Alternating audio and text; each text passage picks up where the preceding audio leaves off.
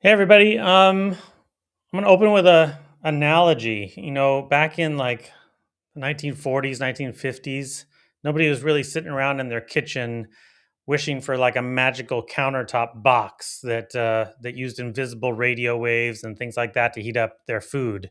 They were just perfectly happy with their stoves and their conventional ovens, and they didn't know that they had a speed problem at all until somebody introduced the idea of a microwave. Um, that brought in whole crazy new kinds of things.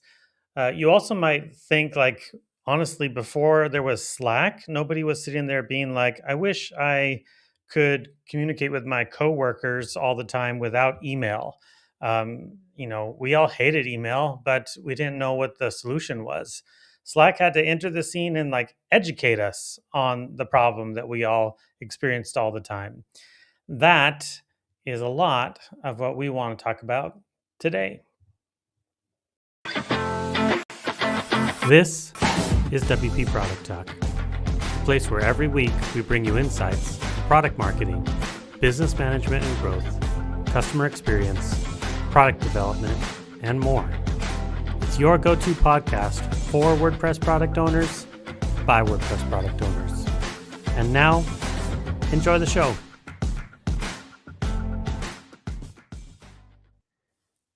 Hey, everybody. I am Matt Cromwell, founder of Roots and Fruit. And I am Zack Katz, founder of Gravity Kit.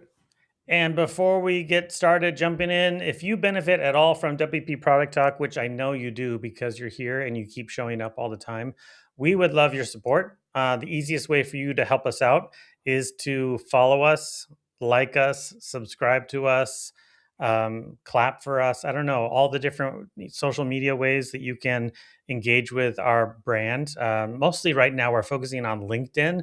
We really want to get over 150 followers on LinkedIn, and then we can start streaming straight to the Product Talk page over there. So We want you to free add for us to you. your professional network on LinkedIn. Yes, yes. So free for you and helps us out a ton. Help us out. Yeah. And also, we want to thank Freemius because they are our exclusive growth partner. Don't know about Freemius? Freemius helps software makers grow, monetize, and succeed. They're a merchant of record platform, which means they handle everything around selling software, which is really, really nice if you're trying to, I don't know, sell software. They do everything. They do checkout, they do payments, subscriptions, licensing, updates, global tax compliance. I don't want to deal with that. Freemius deals with that. You can focus on building amazing products when you use Freemius, and they take care of the rest.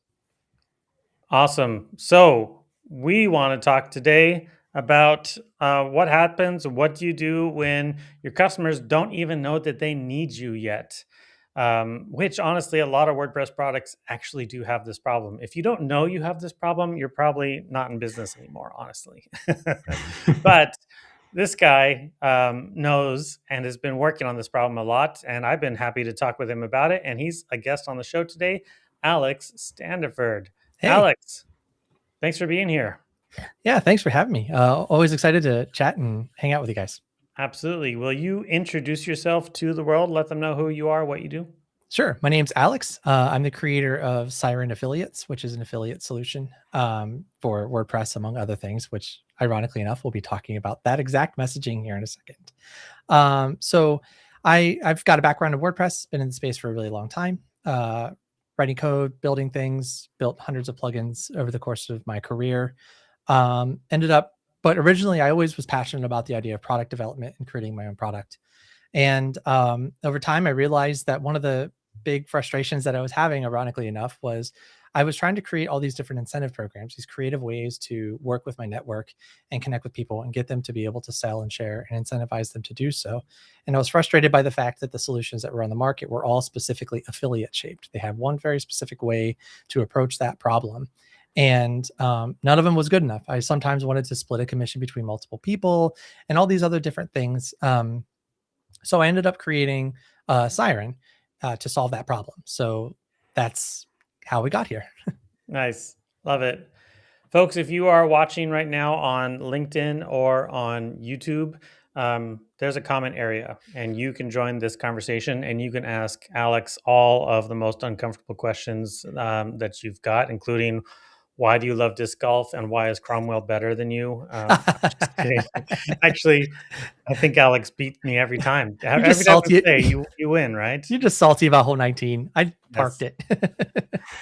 it. Yeah. So join the conversation. Let's talk about it. Talk about products that need explaining. Zach, I would love to hear your take on this problem, because one reason why you're here also is I think Gravity Kit is not the same, but there's something there. There's something there. It's hard to explain exactly what you're doing over there. What's your take on this subject and this idea?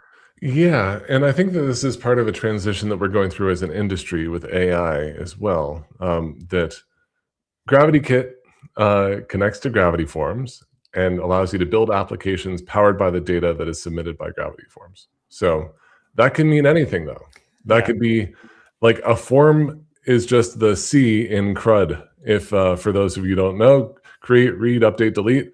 That's the basis for like most applications on the internet, iOS applicant, like the whole software world is based on CRUD applications. So you want to build anything, kind of starts with a form. You want to save it to a database. And what do you do after that? Gravity Kit is what you do after that. You display things as a table, you chart them, you export them, you edit them, you delete them, whatever you want to do. But our customers are as varied as customers of Gravity Forms, which are as varied as the use cases for I need a form. So describing, we get trapped in the trap of describing the functionality rather than the benefits because the benefits are so varied. And so Gravity Kit, we've been trying to pivot for the past couple of years. We've been talking about building applications with your WordPress website, and that Gravity Forms is necessary, but it's also we're trying to describe our benefits without having to say, without having to convince people that Gravity Forms is the right form builder. The package, the Gravity Kit, the solution is the right solution for what you're trying to accomplish. So we've been trying to describe that with case studies and also having demos that represent the outcomes that people want. But boy, is it thorny trying to separate yourself from feature-based marketing. 100%. Alex, do you relate to that? Yeah, a lot. Yeah. So just to Zach's point, I have a similar problem. I've had historically a similar problem with Siren. So, the way that Siren is built, it's built so that you can create any kind of incentive structure that you want. Right. But if somebody asked me, what is Siren? And I'd said, oh, it's the ultimate solution for building any kind of incentive program you want. What does that even mean? Right. Yeah. So I've had to, figure out how to describe that. And what Zach said is the conclusions that I came to was kind of like what Zach said. And I realized the problem was people would ask me that and I would say, well, it depends on what you need. Yeah. So first, I have many questions for you. Right. Exactly. Yeah. First I have to, yeah. So what I found that has helped me a lot is providing examples. So that was the first step of that journey to figuring out how to describe it. So an affiliate program is one example of, literally hundreds of different things you can do with Siren.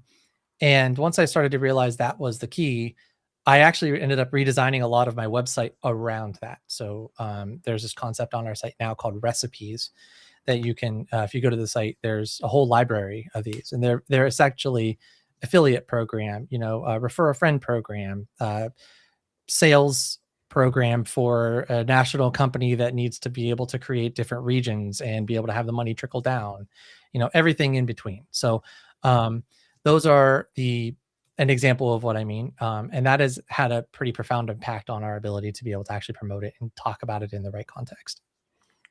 And Alex, if people wanted to check out your website, where do they go? They go to sirenaffiliates.com. Nice.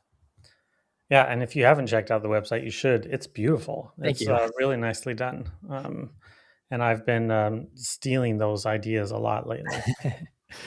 Yeah, it's good. I mean, I think that's really interesting. I love the evolution of what you're saying, basically, that like you don't want to say it depends. Like that's not a great way to sell. You want to be able to be like, well, I have these things. It does right out of the box. And that discovery for you led you to this idea of recipes. Yeah. Can you talk a little bit more about recipes and why you landed on that idea, and specifically, how does it help solve this problem for you? Yeah, so there's a few ways it solves the problem, and it actually, interestingly enough, it ties into product very conveniently too. So the first way it solves the problem is it solves an SEO problem, right? So a lot of people are searching online for these specific types of programs, right? So these pages give us a very clear landing page for people to be able to visit, to go to the site, and all these things. But we actually took it a step further from a recipe with the recipes, and we made it to where they are also a JSON file that behind the scenes, it's a JSON file that can automatically, if you have it installed on your site, you can use it to install that recipe directly into your installation of Siren through the website. So if you find a recipe that's relevant to you, you can click on the button and it'll actually import it into the site, that program. So that actually drew inspiration from Figma templates. But what's really cool is now I have this way to talk about it, right, in the context that the person has visited my site because of how they're searching for it. But then also there's a really clear conversion path because there's a free version of Siren, and then there's also the demo that's built into the web browser. And we haven't done it today, but we are actively working on setting it up to where you can actually import any recipe into the demo, so you can tinker with it, see how it works, validate that it does what you need. So it's just that has had a pretty profound impact on it, because what I realized was when somebody's asking me what is Siren, they're not asking me big picture. They're, what is the product? They're asking me, how does Siren solve my problem? And these recipes have been a really good proxy for that. I like it. And Matt, you also have experience with a large feature set, and you have experience with a large set of products that have large sets of features in StellarWP. With your experience there, I'd love to hear your experience. Yeah, I mean, honestly, I would say from my impress.org days, my GiveWP days, man, we really preferred products that explain themselves as much as humanly possible. We're like, do you need donations? This is a donation plugin. It sells itself. And I always look for that kind of thing in general. But I think a little bit of the struggle came more when we got more into into what StellarWP was as a whole. A lot of folks were really curious what StellarWP meant, or what it signified, and it was, of course, an umbrella brand by and large. And it wasn't intended in the beginning to be a go-to-market brand, but in the end, it ended up becoming also a go-to-market brand, which was also really challenging and interesting too. We started selling Stellar sites and also a really cool payment gateway plugin called StellarPay. And in the end, we ended up lending that brand to several different products, essentially. I think across the different products, GiveWP in particular, but also the events calendar. I mean, you can't get more explicit than, do you need an events calendar? We have one called the events calendar. Not an events calendar. Not just another events calendar. We're the events calendar. And we also had Learn Dash, which that term dash ended up really being kind of a suffix. Suffix? No, the one that goes after. Yep. Suffix for something that is in the learning space often. And so Learn Dash was obvious, like learning management system.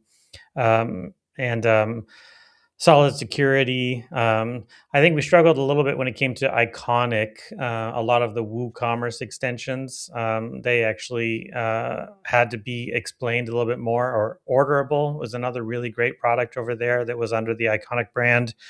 Orderable was a way to be able to order your products to be delivered to your home or your place of business through a WooCommerce extension.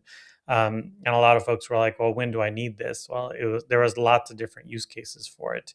And a lot of the tactic was, I would say like use case based. If you're a flower shop and you need to deliver flowers to your mom, like here's the best way to have that happen, and things like that. I think use cases in general are a really good solve for this type of problem, but it depends so much on the user caring about reading your use case.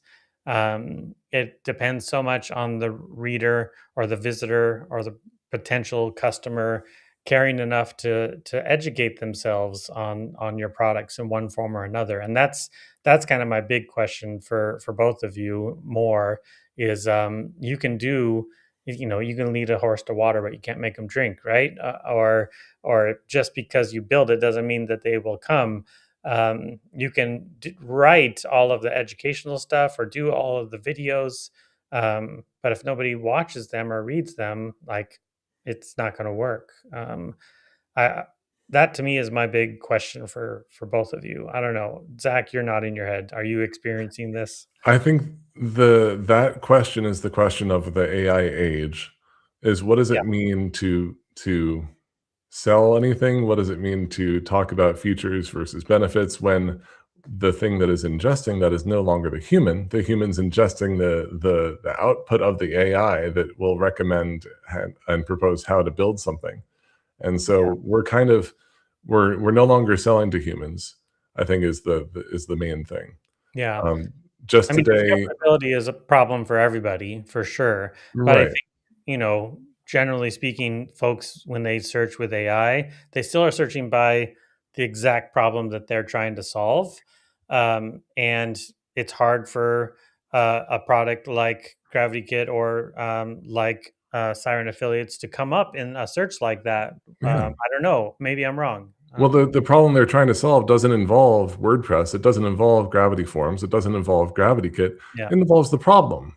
Yeah. And so when we continue to try to find product market fit, uh, or explain to customers that when you think about X, you should be thinking about Y. The XY problem doesn't matter anymore. The thing that matters is explaining to the AI that this is the right solution, and it's not going to be the right solution because there are so many other solutions that are fit specifically to what the customer wants, or the AI will just do it itself. Is this our Zach's jumping the shark episode? I'm not jumping the shark. I'm describing reality. Yeah. And the reality is that, okay, so Gravity Kit has a problem describing exactly who it's for and what it does, right? So like instead of being a general tool, we have to niche down and allow customers to solve their problems all in one place, all easily, all ideally free to start, because that's the world we live in, where people just want the solutions. And guess what? If Cloudflare and M make it easy to do that with a single configuration file, then that's like AI is going to build that. So Yeah. we are competing against free, edge hosted, distributed, very well documented. We are competing against everything in the world. WordPress is no longer a little pond. So when we're thinking about our products, we're thinking about competing on a completely different scale than WordPress has been for the past 20 years. Yeah. And that's why everything is being so disrupted, is we're no longer just in a little pond and, Yeah. and talking to the same people. Alex, what about you? What are you doing about the discovery aspect? Yeah. So the big thing that I've been doing there is a lot, like I said, first off, recipes, because it provides specific examples. They have FAQs, they have all the best things that I can offer. I'm always writing and creating my content, thinking about what AI is going to be ingesting it and hoping that, someday maybe it'll actually use that. The challenge I'm facing right now is Siren is still too new for it to be actually in the knowledge set of most AI agents. So it has to search. So I'm still relying on that. But so first off is recipes. Another one is compare pages and integration pages. We've been doing a lot of programmatic SEO type things where we're building, tons and tons of pages. I've actually started to kind of think of Siren as dozens of products all being used by the same solution. And so if you look at the WordPress, there's actually two editions of Siren at this point. One is the WordPress specific one, right? And then the other one is the SaaS version that runs off of WordPress and it can be used with any other integration. And the language behind those two editions is completely different, right? So a lot of the WordPress stuff is a little more, WordPress affiliate shaped. It's for somebody who's just getting started, trying to create their first program, stuff like that. The SaaS stuff is, I'm trying to position it a little bit more mid-market and stuff like that. So a lot of the discovery for me, like Zach said, is about trying to make sure that I'm providing AI with the context that it needs to be able to answer questions that it's going to be asked. Yeah. And that fundamentally changes how you write content, right? I'm no longer Yeah. writing content for questions. I'm writing content to make sure that AI has everything it needs to answer whatever it's asked. Yeah. I want to share my screen real quick because your recipes are super cool. So this is just one that I stumbled on. Create a coupon-based influencer program with flexible tracking, rewards, and partner management. And I love that the subtitle here is a question, like Yeah. probably a question that somebody would type into Gemini or ChatGPT. How do I run an influencer program where creators share coupon codes instead of referral links? That's such a great question. And I love the way this is set up here. And it talks about what's included, and then you can use this recipe. Where does this go? Does that go to like Playground or something? No, it actually, so since Siren can run both in and out of WordPress, it just pops up a modal and then it lets you, I have a dedicated service called Beacon that will automatically allow a WordPress user to import the recipe that they create here into their site. Okay, cool. Nice. All right. Coupon-based influencer program snapshot. What this recipe does, this is great. Just going through real quick just to see how these pages are set up. How the coupon-based influencer program works in Siren. That's super cool. Very detailed. AI loves lists, of course. And I think that one of the takeaways that that this landing page shows, and also that we're implementing ourselves, is making sure that you're thinking about the AI being able to fully understand what your capabilities are, what is required to make it work, what the follow-up questions would be.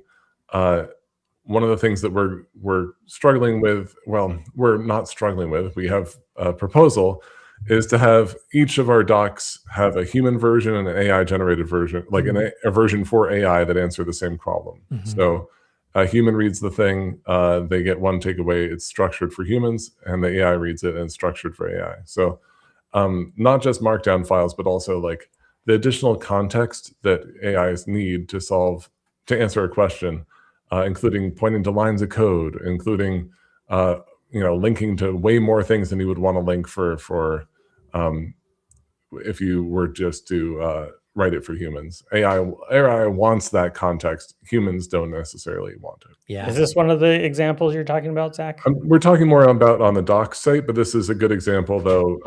One of the major things we wanted to do during our website redesign was to make it easier to interlink between the different parts of our site. To say, okay, you want to build a rental management application on your site, you're going to need this tool, you're going to need that tool, and here's every part of what you will need to do. Yeah, love it. So you can see spin up a demo is a block that we have. Matt's browsing gravitykit.com, and there's a try a demo that links to the same use case. Yeah, love it. Yeah, I noticed several in your docs too over here. Ultimate guides. Is that what you're talking about? Nope. On the documentation up to, but also developer docs. I mean, we're just talking about AI now, but that is useful. Like the developer docs, we just started an mcp.gravitykit.dev, and that developer MCP is useful for AI to fully know all of our products all at once instead of trying to describe things one at a time. This MCP is hosted by Cloudflare. It's really fast. I'm using it internally when developing instead of using grep or doing some like local file searches because it's so much faster to use the Cloudflare MCP. So like just reframing everything we do around, okay, we're dealing with AI answering questions, and then the users follow those steps. Yeah. Sorry, which related to that, just a sidebar, Siren actually, we created something called Beacon, which is our MCP server. And it has all of those recipes built into it. It has all the documentation and stuff like Nice. that. So we've been actually recommending developers use it and stuff like that, but it knows how to create its own custom recipes. And it actually has a skill built into it. So if you're having a conversation with it and you're connected to it via MCP, it'll actually say, do you want me to create this MC or this recipe for you based on a conversation you've had on your needs? And if you tell it yes, it'll give you the everything you need to be able to go to your link, including a link. When it's done, you click on the link, it goes to your WordPress site, and it'll import that recipe automatically. So it's just another one of those things where it's like, I would love for, I have this vision and this hope that someday that will be something that's more accessible to just the general public AI without needing to connect to the Beacon MCP. It'd be so amazing if AI could get to a point to where it's able to just go to my site, see that there's an MCP that exists that's public, connect to it, get its own key, do its thing, and use it. But we're not quite there yet. It's interesting. I had a great conversation with Aaron Edwards, who's also been a guest on the show a few times. He's the founder of DocSpot. He was doing a lot of the programmatic SEO work that you're talking about as well. He told me this great story of he had a pre-sales call with a funeral home, and they said, "We heard that you are the best chatbot for funeral homes." And he was like, "We are now," like, and he was like, "What? Yeah, what put us on your radar?" He was like, "Oh, you have this article about chatbots for funeral homes." I thought it was awesome. I was like, that it just shows that that kind of thing works, you know. And another person who does this in the space is Derek Ashauer from Conversion Bridge. He has a ton of integrations. I mean, that product is all about integrations, and so he has integrations that integrate to other integrations that he integrates with. Like, it's very meta, and so there's lots of pages where it's like, how do you connect Gravity Forms to Stripe? And it's like, well, with Conversion Bridge, of course. So I think those are all really good examples. I'm not sure what the right term is for all this kinds of thing, because we've talked about use cases a ton and case studies in the past, but this type of like problem to solve content, I guess, I'm not sure. I think it's really interesting, but I think it can be really useful. Are you guys seeing in your data that these pages are getting found at all in general? I'm definitely seeing an increase in traffic on my site for sure. As a result of these, people are going to those pages specifically. I'm seeing, I have a chat bubble that pops up, so people will often be asking me follow-up questions and stuff like that. And I know they're on those pages because they're asking me questions about them. So yeah. And I wouldn't say we're seeing an increase in traffic because AI has demolished traffic. But yes, people are using AI is crawling it, and people are finding this information. Yeah. I have talked with a few folks who say that they get the feeling that the content is just enhancing the reputation of the website in the eyes of AI, and that maybe that is what is helping to give them a little bit more mentions from AI and things like that. I also, in general, across multiple different websites that I've seen the analytics for, it's really only like ChatGPT that seems to be actually sending referral traffic. I don't understand. In my mind, it's mostly because the link is in the response. It's like, hey, you should check out Siren Affiliates, and that thing is a link. It's like, well, they make it easy for you.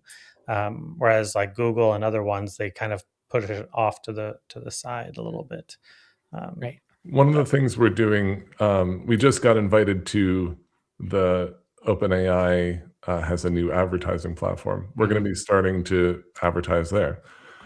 It's new rules, but same people in charge. Like we still don't control our own destiny when it comes to discoverability, just like we didn't when Google owned everything. So we're going to be doing pay-per-click again because we need to be discovered, even if they don't recommend us, or even if they do recommend us. 2 links is better than 1.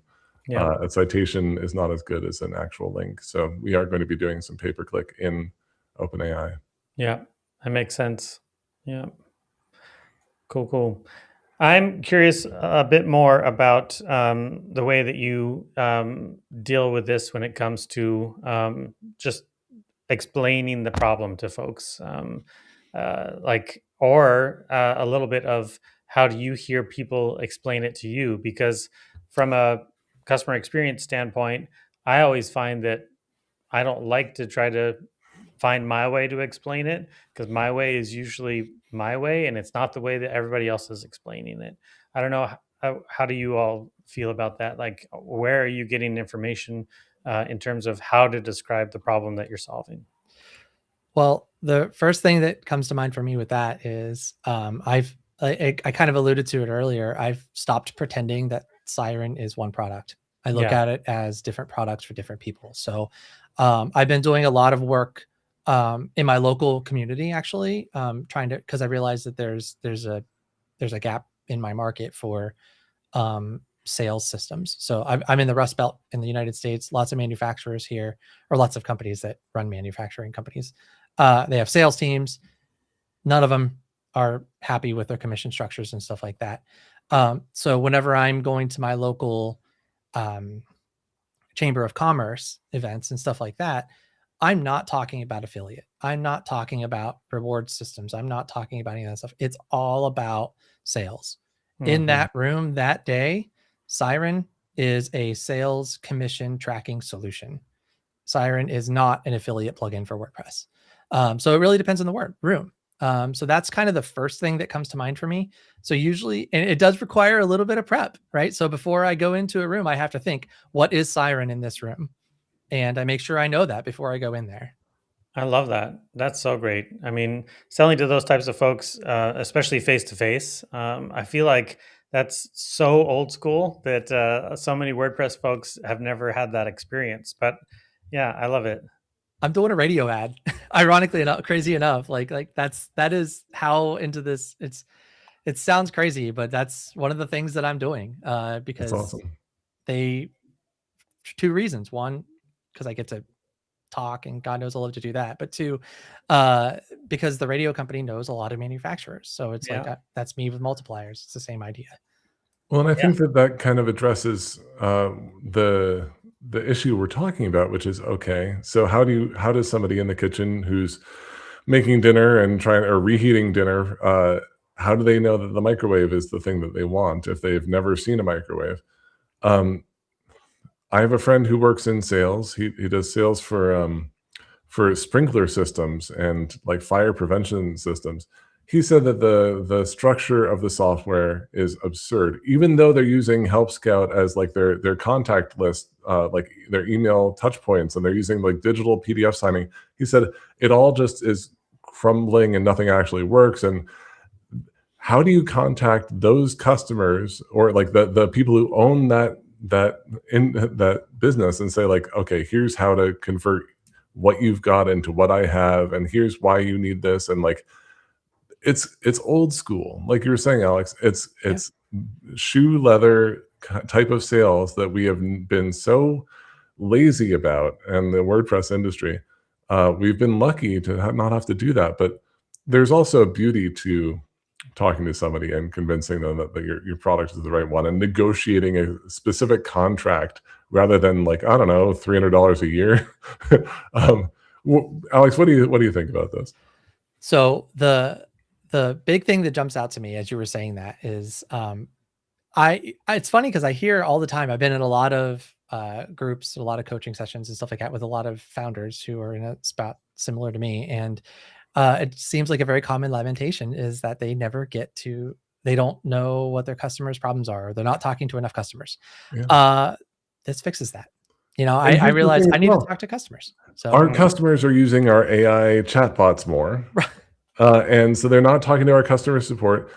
The AI tools that they're using to research, including Google for that matter, are proposing solutions. So they're not even doing pre-sales questions anymore because they think they know the answer already.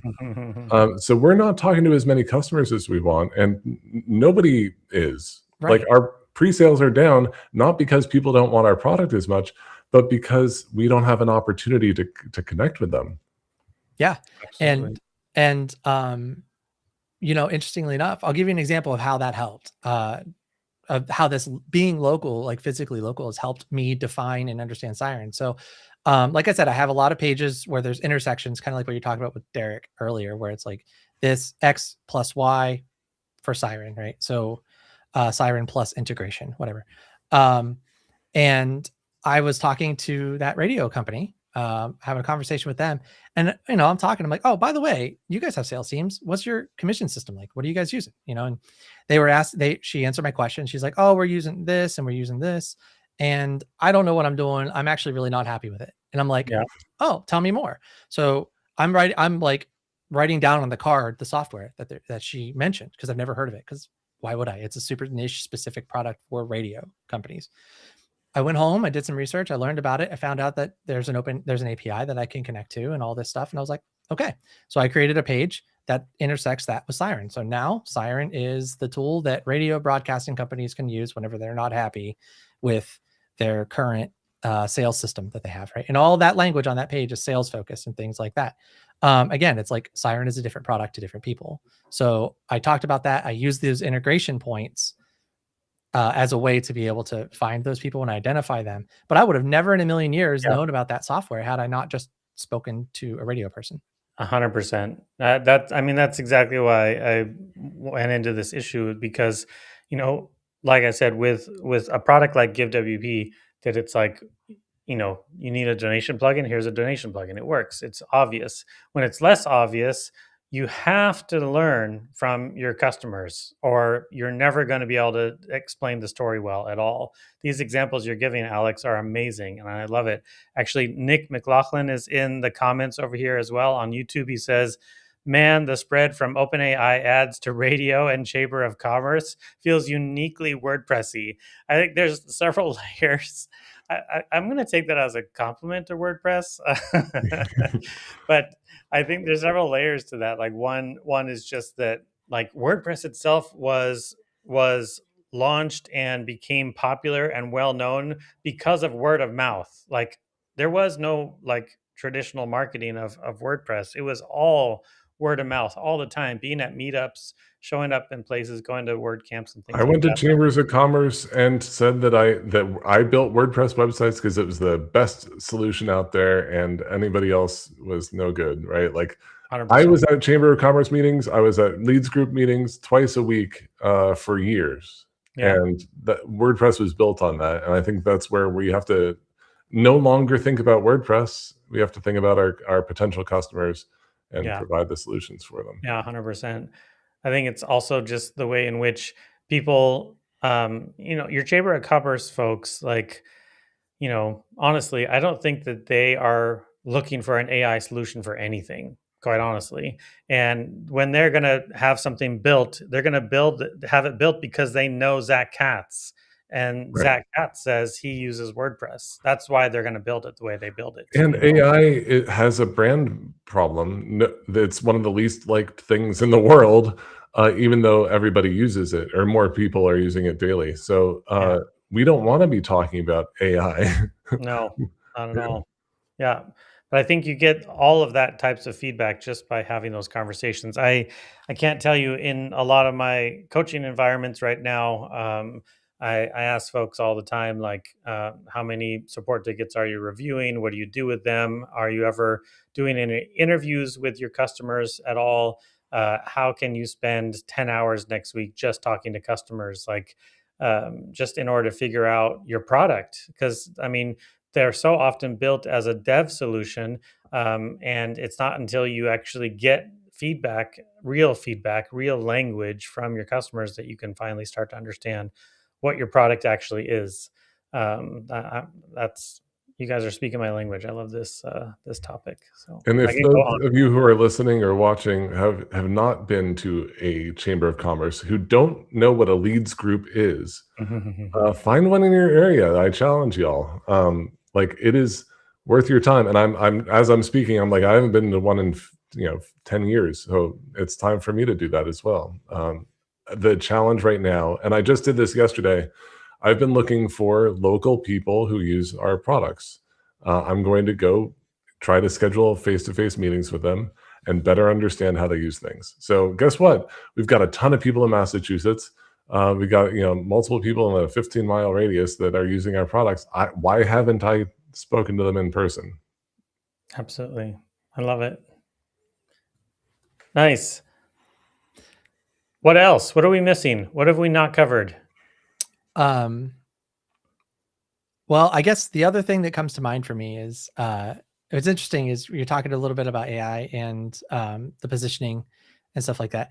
The way I've approached building Siren, I've been thinking about it as infrastructure instead of a specific solution to a problem. So that's something that you were just saying a minute ago that you Matt, you were talking about a minute ago, was how you love having a solution to a very specific product for that. And I don't know for sure if this is the thing or not, but a lot of my positioning and stuff like that has gone around the idea of making Siren into infrastructure. So I would say in December, January, I stopped thinking of Siren as a WordPress tool or a SaaS, and I started thinking about it as almost more like how Stripe thinks of itself, right? Yeah. And my ultimate goal, I'll know that I really did it right with Siren, is if in a few years' time somebody says, I need to create any kind of incentive program right here. How can I solve that problem? Or can you build it for me? Instead, if the AI says, instead of building it, it says, oh, just go use Siren. Here's a JSON recipe. This is exactly what you need. You can be set up in 5 minutes. That would be cool. a killer, a killer end game.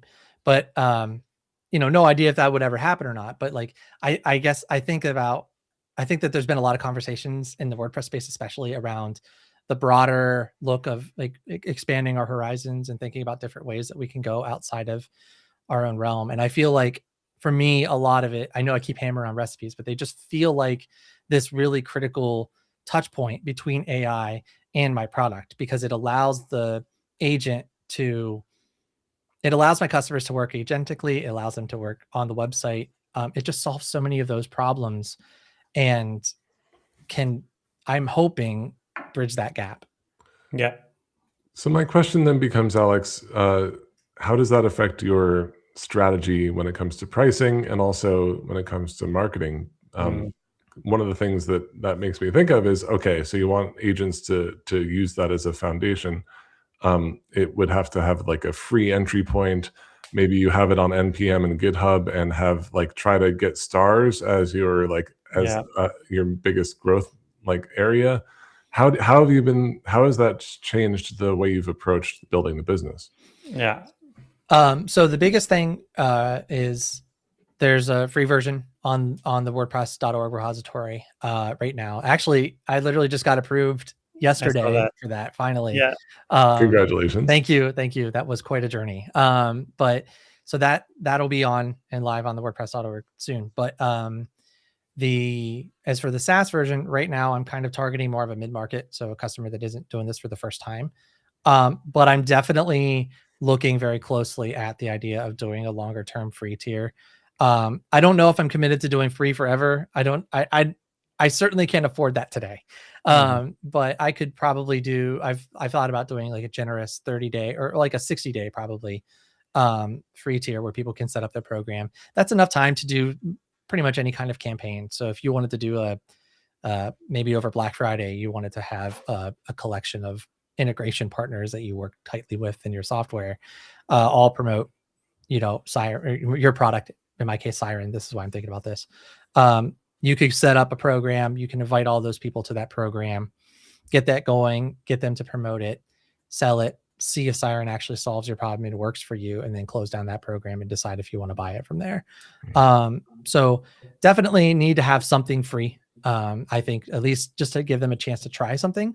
But definitely, I don't think from the SaaS perspective, free forever doesn't make sense. WordPress, it's fine because I don't host it. It doesn't really add a lot of extra cost to me outside of the support burden that comes with it. But that's, even that's being dwindled a little bit by AI. So yeah, honestly, the one thing folks continue to be concerned about is the point at which their products just become only a commodity.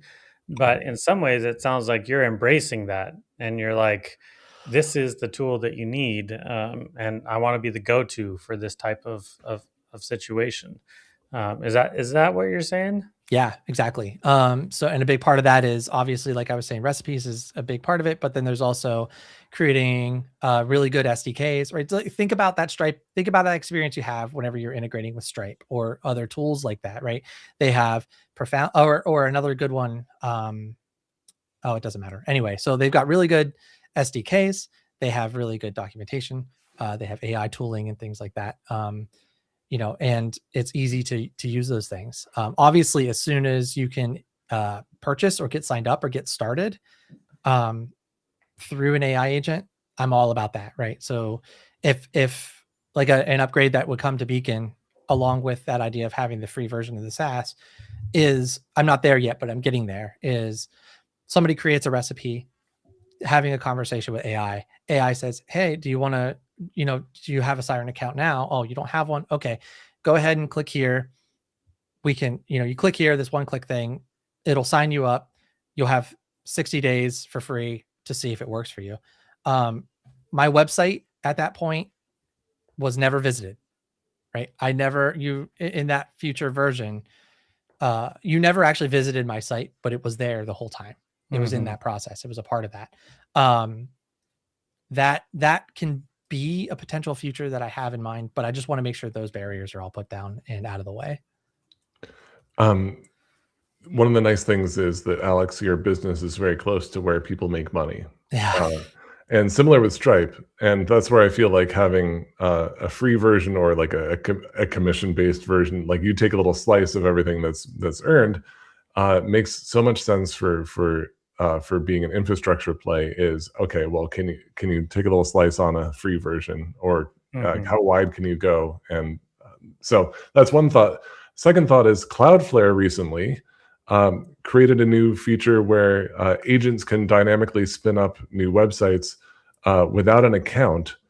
It just creates a new website, and it's limited in time to 60 days until you have an account or log in or connected to your existing account.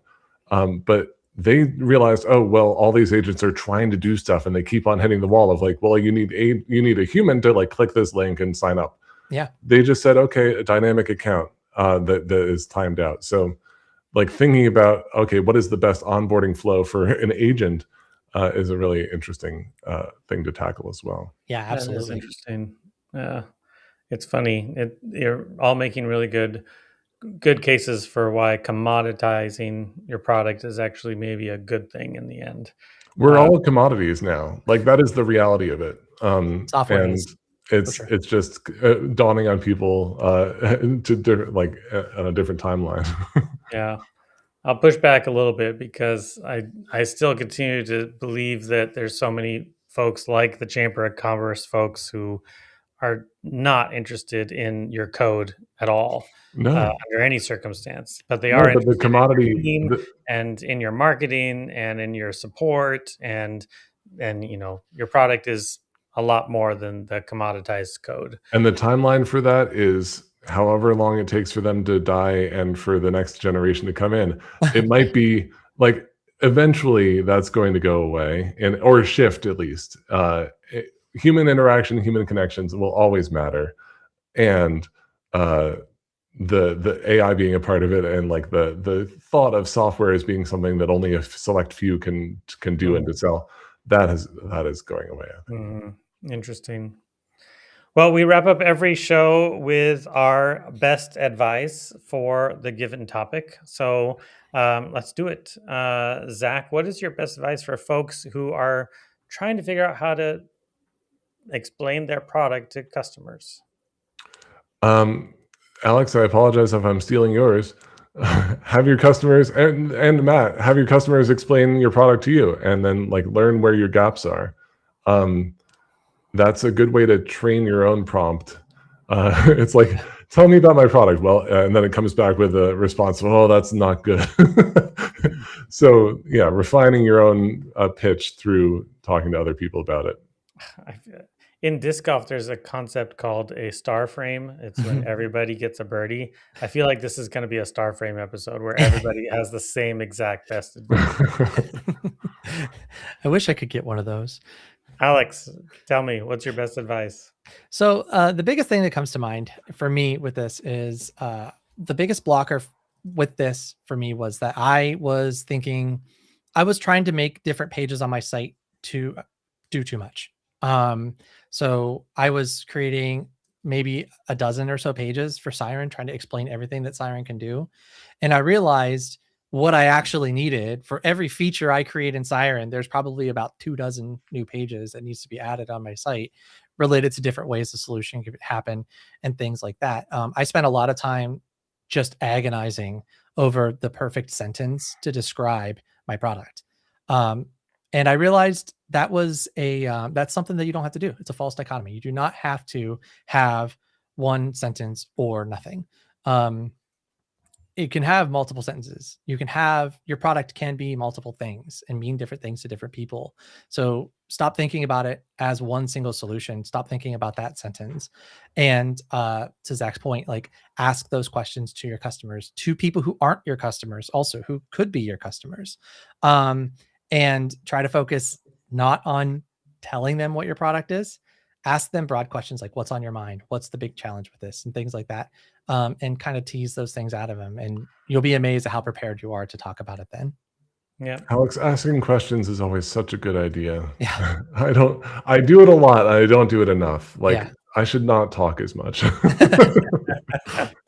You said it, not me, Zach. Matt, what about you? What's your best advice? I'll do an extension of the listen to your customers one. I'm going to say stalk your customers. Oh I boy. think if I'm gonna adjust that a little bit.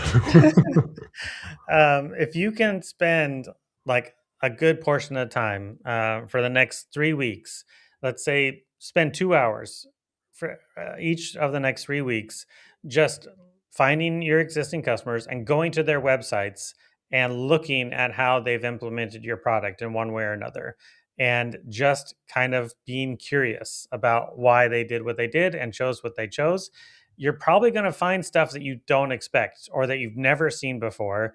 And it's going to provoke those questions in your mind. And then reach out to them and be like, hey, I noticed you're doing this really cool thing with the product. I'd love to ask you more about it.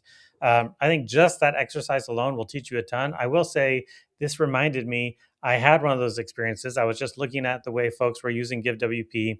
Early days, there was a WordPress user who was selling ebooks with GiveWP, and she told me it's just so easy. It's so easy to sell ebooks with this because it's just a form that takes payment and delivers an email. Here you go. Here's your ebook. I was like, I never thought about it that way, but it's 100% true. Now, we never put up like GiveWP for selling ebooks as a landing page or anything like that. Maybe we should have. But that was one of those experiences where I thought about the product in a totally different way. So nice, excellent, Alex. Thanks so much for being with us today. Tell folks a little bit about where they can find you online. So first place is to check out Siren at sirenaffiliates.com. You can see a lot of the stuff that we talked about here on there. If you want to connect with me directly, you can find me at alexstandiford.com. You can also find me on Twitter. My handle is Alex Standiford. You can also find me on LinkedIn, same result. Those are the places where I'm mostly active. If you want to follow me on Mastodon or something like that, it's just my website. So my website uses that. I publish on there regularly. Nice. Cool. And if y'all are enjoying these shows, please do us a favor, hit like, subscribe on YouTube. It's literally free and it is easy and it helps support our work. Special thanks again to Freeness for being our global sponsor. Next week, we're going to have Aurelio Vola from WP Umbrella on the show, and he's going to talk about product moats. He's convinced that reliability is the ultimate product moat. I think that's going to be a really interesting conversation. I like it a lot. So have a good week, everybody. We will see you next time. Bye. Bye. Thanks. Bye.